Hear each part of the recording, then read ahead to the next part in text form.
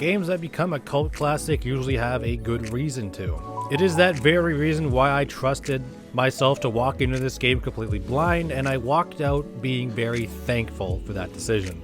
This is Nier Automata. Don't go away.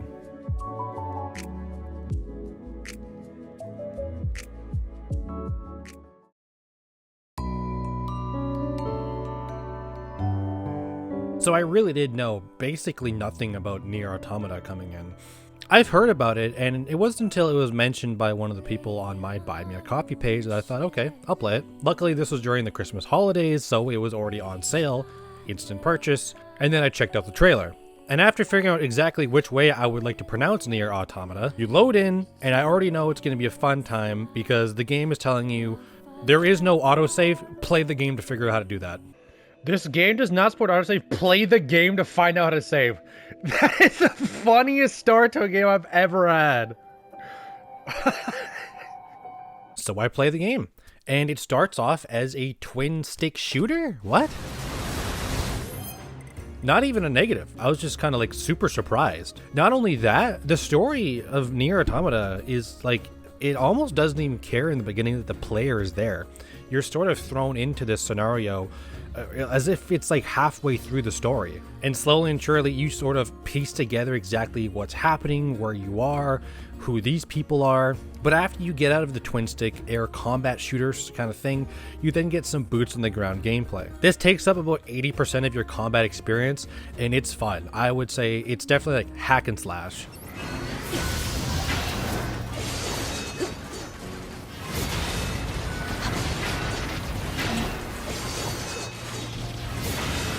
You can have 2 equipped weapons under the categories of swords, big swords, spears, which were my favorite, fisticuffs, but the cool thing is each weapon has 2 different movesets. Because you see, each weapon has both a light and a heavy combo. So just equipping your favorite sword into a different slot would have different combos. And in Nier Automata, every move in combat feels sensational.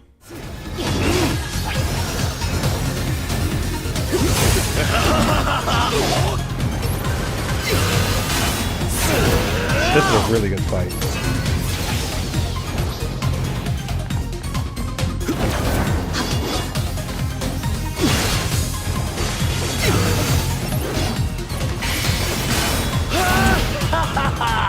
We're literally just countering each other non-stop.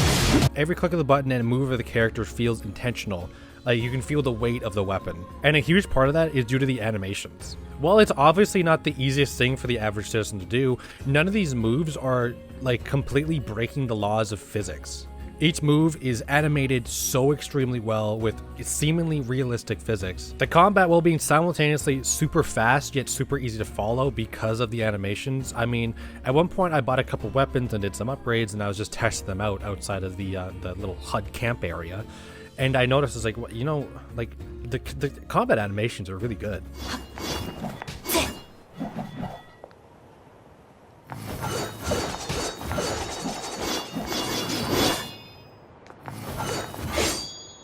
God, the moves are so cool in this game.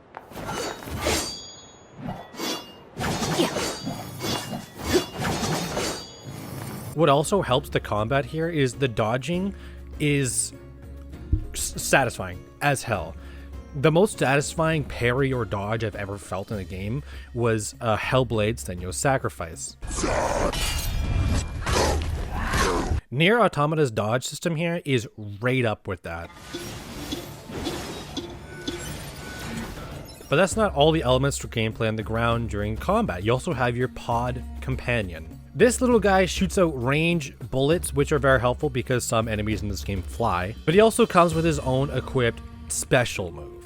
In the beginning, you just have this laser beam, and I'll be honest, I ran the laser beam for a long time because it's just super strong against ranged targets. I tried out and bought a lot of the stuff at the shops, and still nothing really came close to the laser beam until I tried this one hack and slash move, which hack and slashed everything in the vicinity of the AoE, and I just sort of dumped the laser beam for this one. But I have a feeling that 2017's Nier Automata isn't a cult classic because of its combat. Let's talk about this story. Now, I'm not going to do any major spoilers here, because while a bunch of things do happen, I'm still personally trying to piece together exactly what happened. So back to the beginning.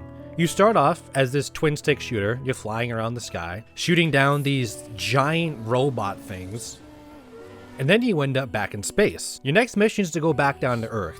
You then quickly find out that you are 2B, a combat android, and your partner here at 9S is a scanner android. Okay, we're playing as these androids in space, going back down to Earth to help up with whatever's down there. And you can quickly tell Earth is basically done for. Society's over at this point, because this city is obviously spent thousands of years being overgrown by the vegetation around it.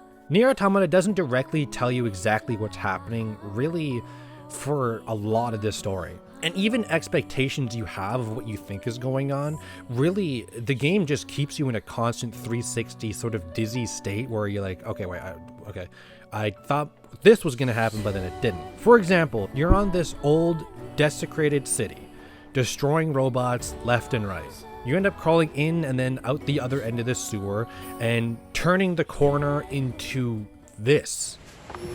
What the fuck? Where am I? The literal other side of this building is a freaking wasteland. What is this? And so I walk up and I start killing the robots, and just like I've done the whole time. And then I realize they're really not attacking me. Again, what's going on here?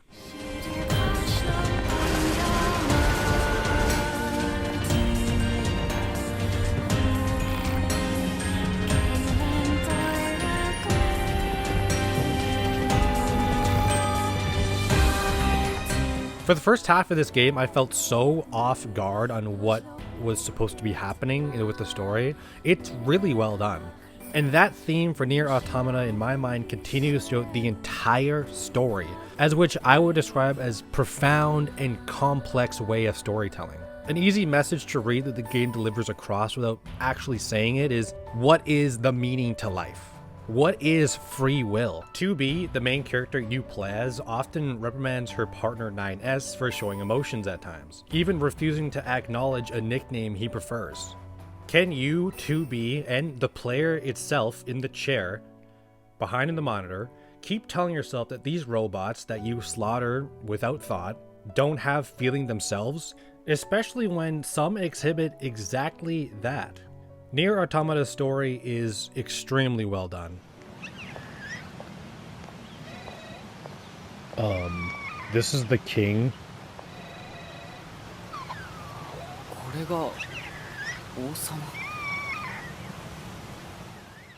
Let's talk the world. Not exactly sure where on Earth this is, but this is, in gameplay standards, a bona fide, great open world. It honestly should be how more open world AAA experiences deliver their open worlds. And the exact number of how many quests there were in this game honestly shocked me. There are 3 major biomes: the rubbles of the Broken City, the desert, which is literally a desert, and the forest. Each of those 3 major biomes have a few populated areas around them. While running through the open parts of these biomes, you will spot a very large number of these items, which are highlighted by this orange column. These are everywhere, and these are just parts and items you can use for upgrades, to sell, etc. Honestly, there's almost too many of them, because you'll see one from like way far out, and it's honestly probably like a worthless item, but you know, in the gamer mind, it's like, I can't leave that. And you will visit each of these 3 main biomes multiple times. If I had any advice to someone going into Nier Automata, I would say constantly check your map for these little red dots. These indicate quests. And it's not like once you unlock a biome, you have all of the quests available. You'll have like 1 or 2, and then play through some of the game, check the map again, and oh wow, all these random quests have popped up here. And the quest quality is just superb. You always get a large amount of rewards for doing these quests, and the storylines are always interesting. There was a quest I did for this chick who found her friend murdered. The memory core in the android indicated that she was murdered by someone wearing a red cloak.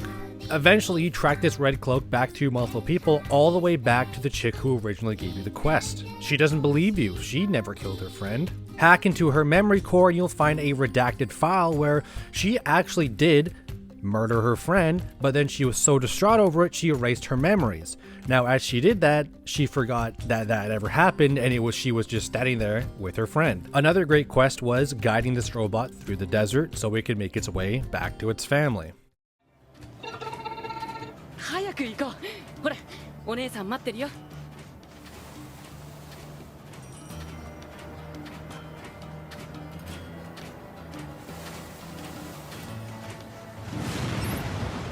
So many things of Nier Automata are impressive, but as I transition into the presentation category of this review, we have a certified 10 out of 10 for presentation here.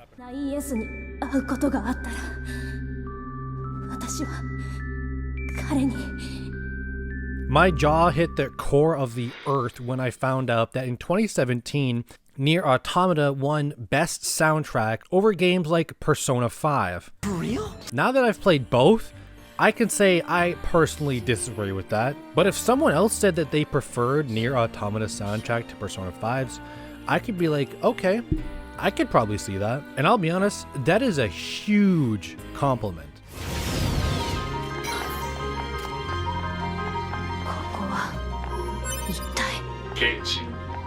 Much like Persona 5, Nier Automata's soundtrack plays as big of a character role as its main cast. Take out the music and all of a sudden things seem extremely flat. Whether it be combat, cutscenes, or exploration, the role of music is always there to emphasize what's happening on screen. But you can't always be in combat, you can't always be in cutscenes, you can't always be in exploration 100% of the time. Unless you do all three at once, that's impossible. But music being on screen and in your ear 100% of the way, it's just always such an underrated category, I find. Whether you're getting hypnotized by the soundtrack in the bunker,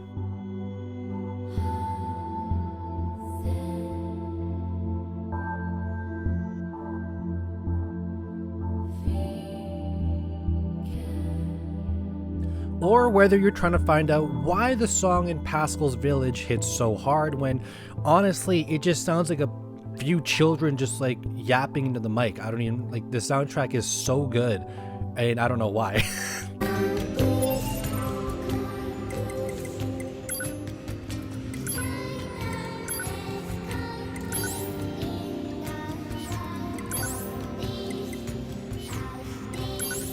Oh, I guess it makes sense it'd be under Spears.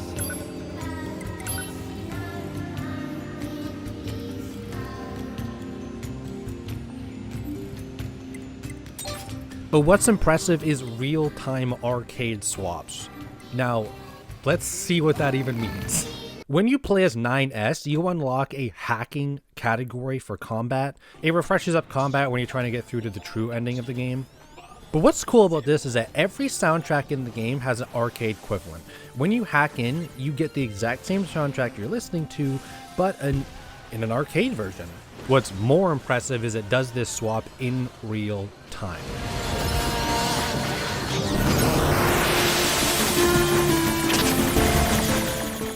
It doesn't stop the overworld soundtrack and start playing an arcade one, and then stop it once the hacking's done and start the open world one again. It dips into a different layer and then dips back out. It is great. Here is a real-time example.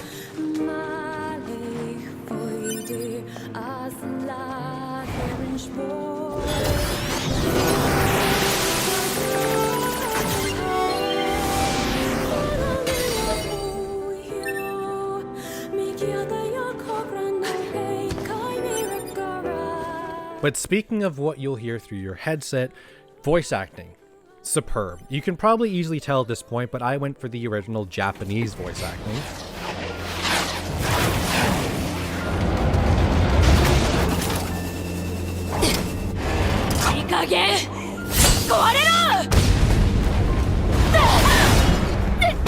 I really have no doubt that the English version is an absolute like travesty. I would bet it's pretty good.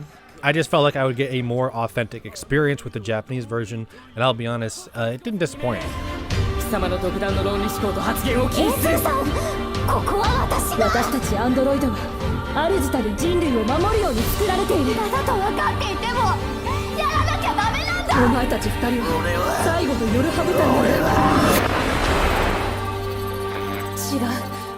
Out of all the characters, I just love Pascal's voice. I don't know why. It's like one of the reasons why I love Pascal. 叩き潰す。私も援護します。あいつらを叩き潰してぶっ殺します。 Now, on the visual side, we could discuss how 2B's ass has more pixels than the entire Ocarina of Time cartridge. That, although has been apparently debunked, more research needs to be done in that category. I actually am way more impressed with the setting and visuals of the open world. So many times in desert realms or desert biomes, it's like you're like in a city surrounded by a desert. But here, the desert is just a straight up desert. There is a tiny oasis in the far top north side part of it if you travel far enough. Emil's underground flower bed, or the point in the game where I really thought, wow, this game has great visuals, is on the flooded coastline when you first get there. I don't know why, but like the sky with the water, the lighting looks really nice here. It's just a really well put together spot.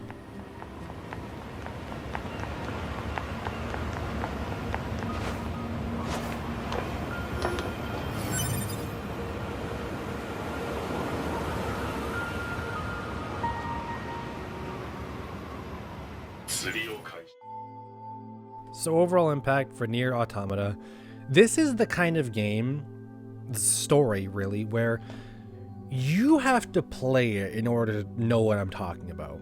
It's weird, it's interesting. What also is interesting is the upgrade mechanic for this game. I haven't talked about this yet, but it's one of the most unique upgrades ever. The double-edged sword to that is that the actual sword upgrades in this game, pretty ass, I gotta be honest. I'm not a big fan of how they did this. You can upgrade swords to level 3 and even level 4. This upgrades the damage output quite considerably and upgrades either faster attacks, higher stun. I'll be honest, never noticed any of this.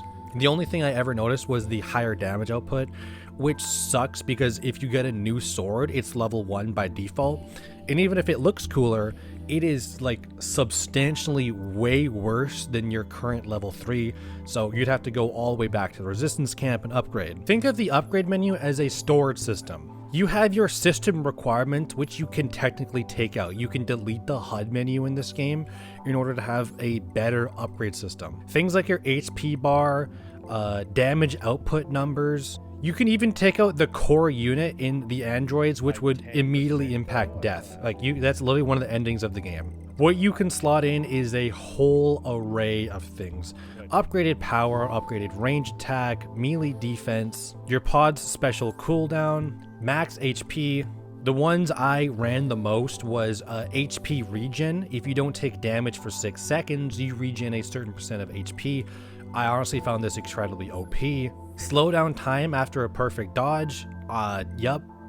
And one that I waited for so long, I was so happy to see, was a plugin chip that let me auto collect items. Like it automatically sucked in items from afar and gave you them instead of having to run and pick up every single one.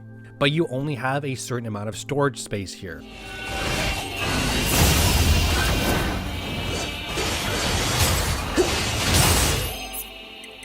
Nier Automata is the kind of game you play and you don't forget. It's the kind of game that has been unrepeated in the gaming market since its release, 8 years ago. Personally, I've played a lot of games and nothing has come close to Nier Automata. Like, it is in its own island of uniqueness. It stands out. For example, this is crazy. In the beginning of the game, because you are an android and it really delves into that aspect of the game, when you start the game and you usually go to the options menu and adjust your brightness, it treats this as if you are the android starting up. 9S, your scanner partner, is booting you up like a computer and is checking your sound, your visuals, everything like this. This is just a cover for you just fooling around in the menu. And he says this process is being recorded for our own sake, blah blah blah. I didn't really think about it too much. I like how when you go into sound setting, it'll automatically increase the music sound.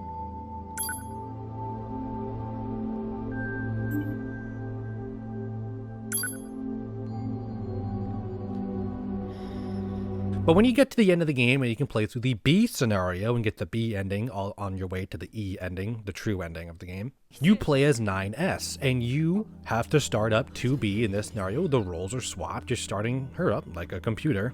And what blew me away was that the recording you're watching of 2B starting up her visual menu, adjusting the vocals and sound system and everything, is the actual recording of when you, the player, first started playing the game. It is a one-to-one replica. And the literal only reason I noticed this was because I went in and out of the sound system multiple times, because I was impressed that going to adjust the music of the game actually boosts the music overall, just so you can hear what's happening. Little did I know I would literally be re-watching me going through the menu like 12 hours later. I'm not kidding you. This is an actual recording of when I went through the menu system when I played in the beginning. This is crazy. Yeah.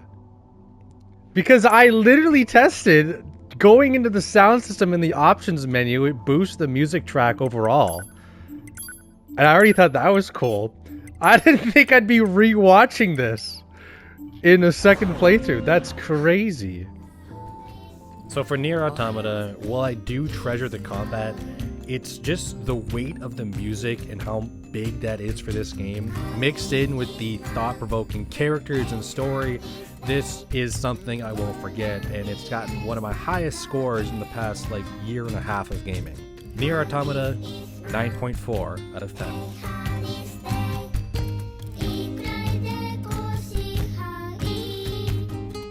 So that's it. Nier Automata is done. Honestly, my favorite characters aren't even the two main ones. I really like Pascal, and I really liked A2. Even characters like 9S and 2B have crazy development. You know, it's like, I'm done the review. I'm supposed to be doing the outro of the review, but I'm still wanting to talk about this game. It's really that good. Over the last like year and a half of gaming, it's got, I think, the highest score other than maybe, I think, Crosscode and Persona 5. For now, I'm just gonna go and listen to the game's music because it's that good. I'm your host, Stable Entertainment. Hope you enjoyed this review. Peace out.